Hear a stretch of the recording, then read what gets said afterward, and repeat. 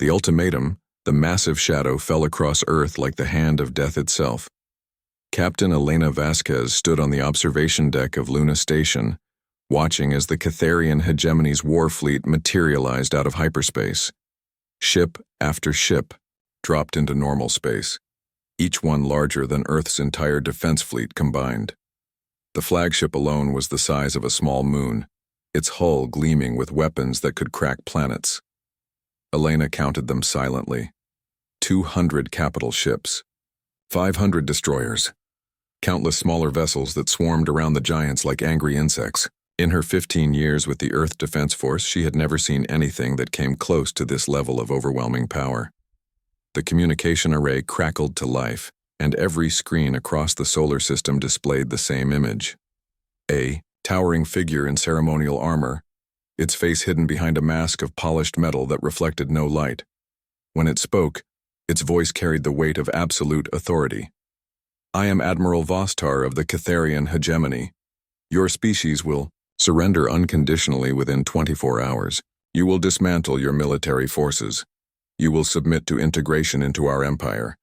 Those who comply will be granted the privilege of servitude. Those who resist will be eliminated." The transmission continued with clinical precision. Do not mistake this for negotiation. 1,000 civilizations have received this message. All have made the correct choice. Your primitive weapons cannot harm our vessels. Your defenses are meaningless. We have studied your species for months. We know your capabilities. Elena's jaw tightened as the Admiral's voice grew colder. We have witnessed your conflicts among yourselves, your inability to unite, your tendency toward panic and chaos when faced with superior force. You are predictable. You are weak. You will surrender. The transmission ended with a countdown timer appearing on every screen. 23 hours, 59 minutes, and 58 seconds until the deadline. Around Luna Station, chaos erupted immediately. Emergency broadcasts flooded the channels. Earth's military commanders shouted orders at subordinates who were already running for escape pods. The president's office released 3 different statements in the first hour, each more panicked than the last. But Elena Vasquez didn't run. She didn't panic. She stood perfectly still on the observation deck, her dark eyes studying the enemy formation with the same intensity she had once used to analyze complex engineering problems. Her mind was already working, calculating angles and possibilities that others couldn't see. Dr. Marcus Chen found her there 2 hours later. Her oldest friend and the station's chief xenobiologist was carrying 2 cups of coffee and wearing the same determined expression that had gotten them through their academy years. "The brass is calling for full evacuation," Marcus said, handing her a cup. "They want to scatter the fleet, preserve what we can for guerrilla operations." Elena took a sip of the bitter coffee without looking away from the alien ships. "They're wrong. Elena, I've run the numbers. Their smallest destroyer outguns our best dreadnought by a factor of 10. Those capital ships could glass the entire planet in minutes. This isn't a fight we can win." "You're right," she said quietly. "We can't win a fight." Marcus frowned. "Then what are you thinking?" Elena finally turned to face him, and Marcus felt a chill at the cold fire in her eyes. It was the same look she'd had during the Centauri crisis, when she'd solved an impossible logistics problem by thinking in ways that made seasoned commanders dizzy. "They made a mistake, Marcus. They told us exactly how they think." Over the next 6 hours, while Earth's leadership descended into finger-pointing and evacuation plans, Elena worked. She requisitioned every piece of data on the hegemony fleet that their sensors could gather. She analyzed their formation patterns, their communication frequencies, their ship configurations. Most importantly, she studied their behavior. The hegemony was methodical, precise. They maintained perfect formations even during routine maneuvers. Their communication protocols followed rigid hierarchies. Everything about them screamed military, efficiency, and absolute order. They were also arrogant. Their ships sat in high orbit like monuments to their own power, making no effort to disperse or vary their patterns. Why would they? Who could threaten such overwhelming force? By the time Elena called for an emergency meeting of the Defense Council, She had 18 hours left and a plan that made Marcus go pale when she explained it. "You want to do what?" Fleet Admiral Morrison's voice cracked slightly. Elena stood, calmly at the head of the conference table, surrounded by Earth's most senior military leaders. Her presentation hologram showed a detailed breakdown of the hegemony fleet, with her proposed response highlighted in red. "We're going to attack them," she repeated. "Full assault, every ship we have." "Captain Vasquez," Admiral Morrison said, carefully, "I understand you're under stress, but what you're suggesting is suicide. We'd be throwing away the only assets we have for a meaningless gesture." "It's not meaningless if it works." General Patricia Hayes leaned forward. "Elena, I've known you since the academy. You're brilliant, but this is insane. How do you expect our fleet to accomplish anything against those numbers?" Elena touched the hologram controls, and the display zoomed in on the hegemony flagship. "Because they don't understand us at all. They studied our wars, our weapons, our politics. But they completely missed the most important thing about humanity." She paused, looking around the table at the confused faces. "We're unpredictable when we have nothing left to lose." The plan Elena outlined over the next hour was simultaneously elegant and terrifying. Instead of the scattered resistance or immediate surrender that the hegemony expected, humanity would do something that violated every principle of military logic. They would charge directly into the teeth of superior firepower with a strategy that looked like the desperate flailing of a dying species. It would also be the most carefully orchestrated piece of tactical deception in human history. Elena's voice was steady as she explained each phase. "They expect us to break formation when we start taking casualties. Instead, we'll tighten it. They expect us to target their largest ships. We'll ignore them completely and focus on their escorts. They expect us to retreat when outgunned. We'll accelerate into closer range." "But Elena," Marcus interjected, "even if the psychological impact works, we still can't match their firepower." Elena smiled for the first time since the alien fleet had arrived. "We don't need to match their firepower, Marcus. We just need to make them use it wrong." She activated another section of the hologram, showing the intricate positioning of the hegemony formation. "Look at how they're arranged. Perfect spacing, overlapping fields of fire, textbook fleet tactics. It's beautiful, really. And it's their weakness." Admiral Morrison studied the display. "I'm not seeing it, Captain. They're optimized for fighting enemies who follow the same rules they do. Enemies who maintain safe distances, who engage with conventional tactics, who respond predictably to superior force." Elena's voice grew more intense. "What happens when their perfect formation meets an enemy that charges straight through their firing solution without regard for casualties?" The room fell silent as the implication sank in. General Hayes was the first to speak. "The crossfire. If we punch through their front line at close range, their own ships will be in each other's firing lanes," Elena finished. "Every shot they miss at us has a chance of hitting their own vessels. The tighter their formation, the worse the problem becomes." "But the casualties," Admiral Morrison said quietly. "We'd lose most of our fleet in the first wave." Elena's expression hardened. "Yes, we would. But the second wave would have a clear path to their command ships, and the third wave would have them in complete disarray." The debate that followed was fierce but brief. In the end, the mathematics were undeniable. Conventional resistance would result in total defeat within hours. Elena's plan offered humanity's only chance, even if it came at a horrific price. As the meeting broke up and the orders went out to prepare for the impossible assault, Marcus lingered behind. "Elena, you know this is going to work, right? Because if you're wrong..." She looked out the viewport at the alien fleet, still maintaining their perfect, arrogant formation. "I'm not wrong, Marcus. They told us exactly who they are. They're an empire built on the assumption that overwhelming force guarantees victory. They've never faced an enemy desperate enough to turn their own strength against them. And if they adapt faster than you expect..." Elena's smile was sharp as a blade. "Then we'll show them what humans do when adaptation isn't enough. We improvise." The countdown timer showed 8 hours remaining when Elena's fleet began its final preparations. Every ship, every crew, every weapon that Earth could muster was about to hurl itself against impossible odds. It looked like madness from the outside. Admiral Vostar would soon discover that human madness could be the most rational response of all. The answer. The attack began at dawn over the Pacific, though dawn and dusk had little meaning with an alien armada blocking the sun. Elena Vasquez stood on the bridge of the EDS Defiance, her flagship, watching the tactical display as humanity's fleet arranged itself for what every military analyst would later call the most audacious maneuver in the history of warfare. Admiral Vostar received the first reports with something approaching amusement. The primitive humans were actually launching an assault. Their entire fleet, barely 200 ships, was accelerating directly toward his massive armada. It was exactly the kind of desperate emotional response he had expected from this chaotic species. "Shall we destroy them now, Admiral?" "Commander," Zara Keth asked from her position at the tactical station. "Not yet," Vostar replied, his voice carrying the confidence of absolute certainty.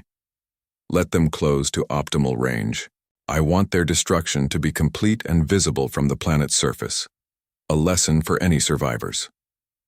Elena watched the alien formation through her tactical display, noting how perfectly they maintained their positions even as the human fleet approached suicide range. Her communications officer looked up from his console, sweat beading on his forehead. "Captain, we're receiving surrender offers from 17 different Earth governments. They're begging us to turn back." "Ignore them," Elena said calmly. "Marcus, are the specialized charges ready?" Dr. Chen nodded from his position at the science station. "Every ship is carrying them, Elena. But you know the timing has to be perfect." Elena's plan depended on more than just tactical surprise. Hidden within each human ship was a device that Marcus had designed based on their analysis of hegemony technology. It wouldn't damage the alien vessels directly, but it would create exactly the kind of chaos that rigid military formations couldn't handle. The first phase began when the human fleet entered what should have been the killing zone. Elena's ships were arranged in a tight spearhead formation, with the fastest vessels at the point and the heaviest at the base.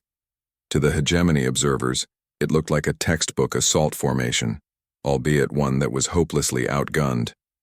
Vostar gave the order to fire when the humans reached optimal range.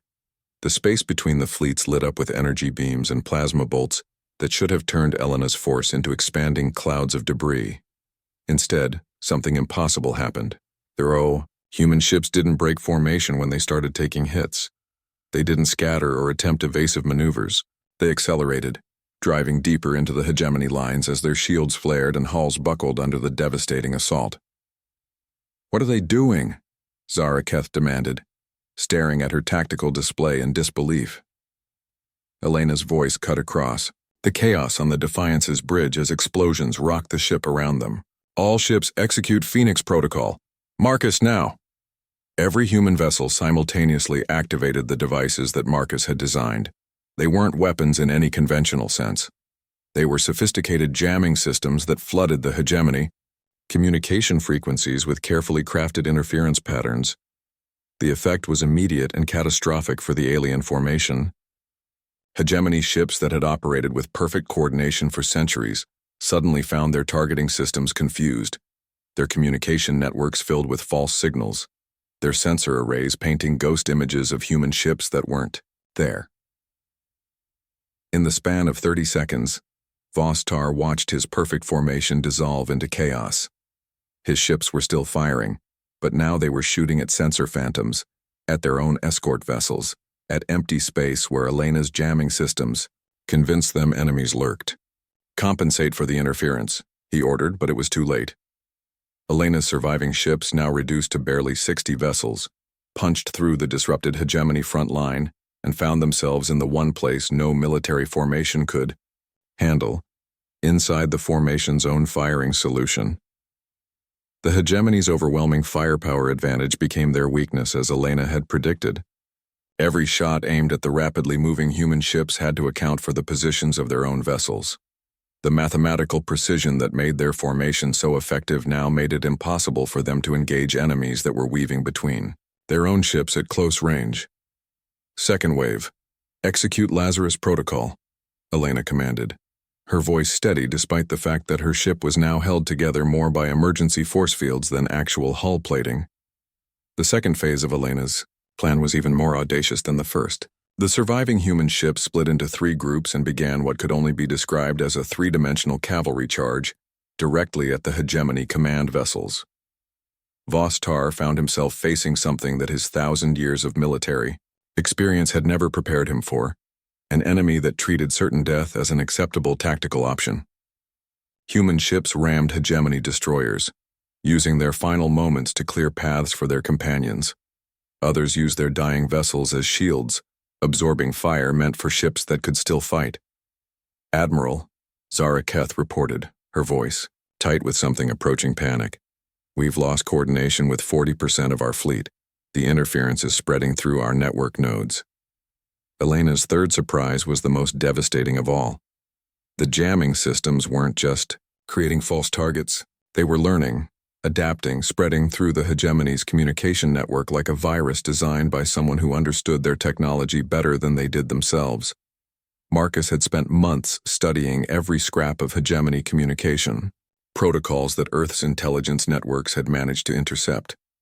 His jamming systems didn't just disrupt their signals, they actively impersonated them, sending false orders, redirecting fire control systems, and generally turning the hegemony's own technological sophistication against them. The final phase began when Elena's ship, now barely functional, made direct contact with the hegemony flagship. Instead of ramming it or attempting to fight the massive vessel, she did something that violated every principle of military engagement. She surrendered.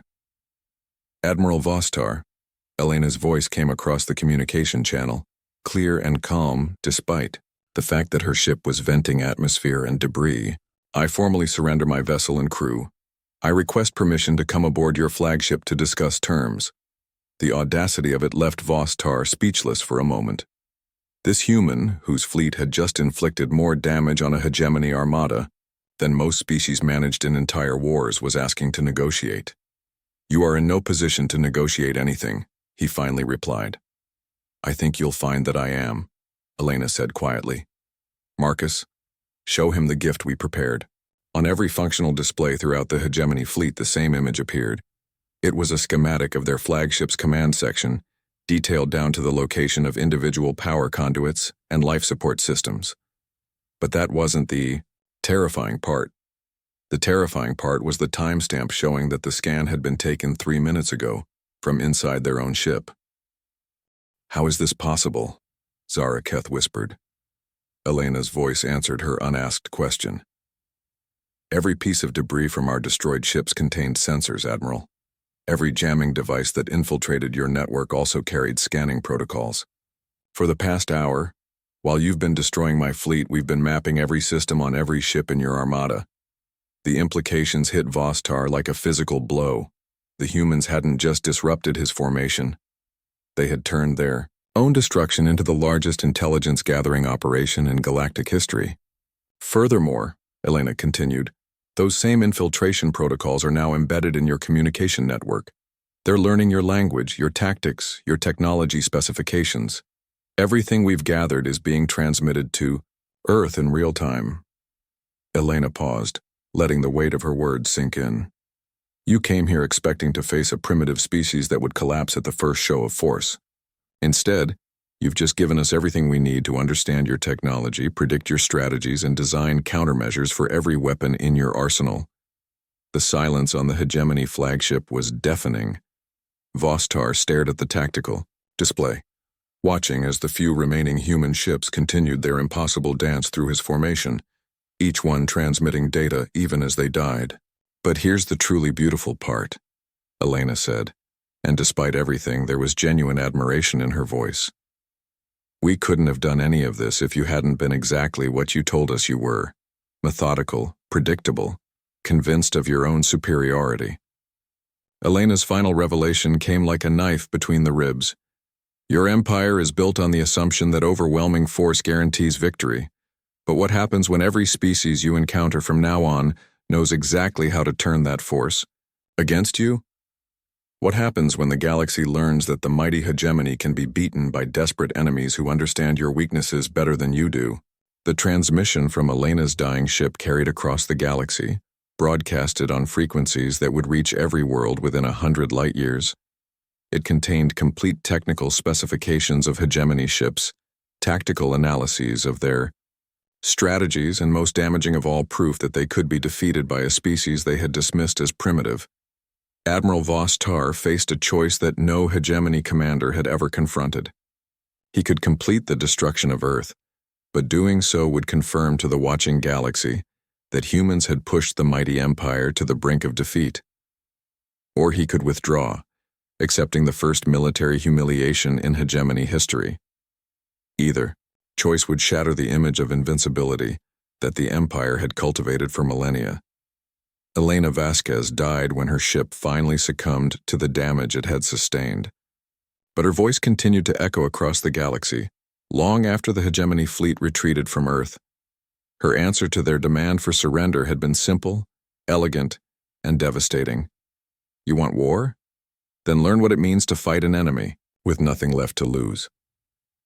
The Catharian hegemony would never again assume that overwhelming force guaranteed victory, and across the galaxy, species that had lived in fear for generations began to study the tactical recordings from the Battle of Earth, learning that even the mightiest empire could bleed if you knew exactly where to cut.